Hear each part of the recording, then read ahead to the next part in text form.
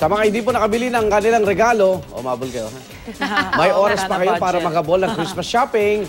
Kamustahin natin ang mga presyo dyan po sa Divisoria. At naroon siyempre ating kasamang si Susan Enriquez live. Susan, ang listahan.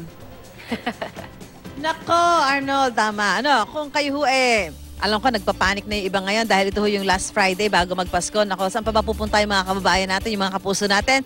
Kundi dito sa Divisoria at ngayon nga dahil halos isang linggo na lamang, Pasko na ito. Kaya yung presyo dito, mas lalo pang bumababa. Sa katunayan, yung mga dalsyo dito, gaya nung nakikita niya, ito, yan, ganyan, no? Mabibili ho ninyo sa 160 pesos na lang. Pwede nyo pa hong tawaran yan actually. Pagka kayo bumili, lalo na kung marami naman yung bibili nyo, pwede pa kayo makahagel.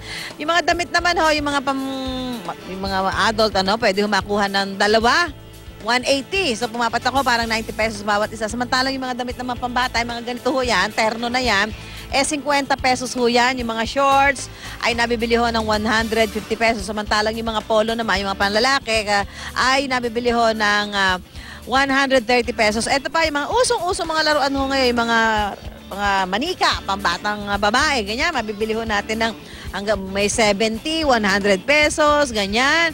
Yung mga usong-uso, mga parang cordon sa mga telepono, yung mga nilalagay hong ganito, abay 20 pesos lang ho ata dito, 8 pesos, ayan, ganyan. Kaya talaga napakalaki ho ng matitipid. Kaya naman ho yung mga kababayan natin, eto, talaga nagtsatsaga ho, Si Nanay, nagpunta kayo kagabi dito sa Divisoria? Oo, hindi po kami nakabili dahil punong-puno ng tao.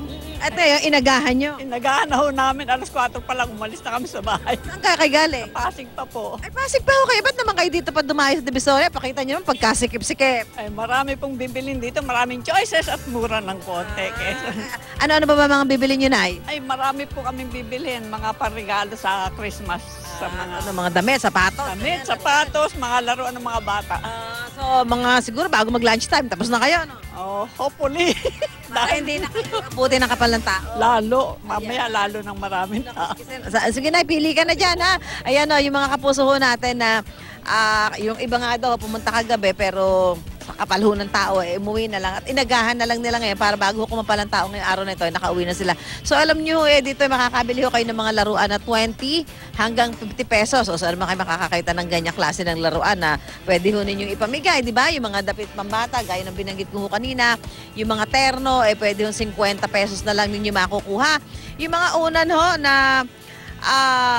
medyo malaki naman din yung size, mabibili ho ng 90 hanggang 130 pesos. Meron silang mga binebentang mga relo dito. Yung mga relo, may mga Disney, mga character, ganyan, di ba? Yung mga paborito ho ng mga bata. Alam niyo naman, inain. Nabibili ho ng 2 for 150. Nako, at ngayon ho, sa mga oras na ito, bago pa man ho sumikat ang araw, ito nakikita ko ho, pumuputok pa lang yung haring araw. Pero nagsisikip na ho yung traffic dito sa bahagi ng Abad Santos at Recto dahil marami na nga ho ang pumupunta ngayong araw nito para mamili dito sa Divisoria ng mga kakailanganin nilang panregalo ngayong Pasko. Mula po rito sa Divisoria, balik sa'yo, Arnold.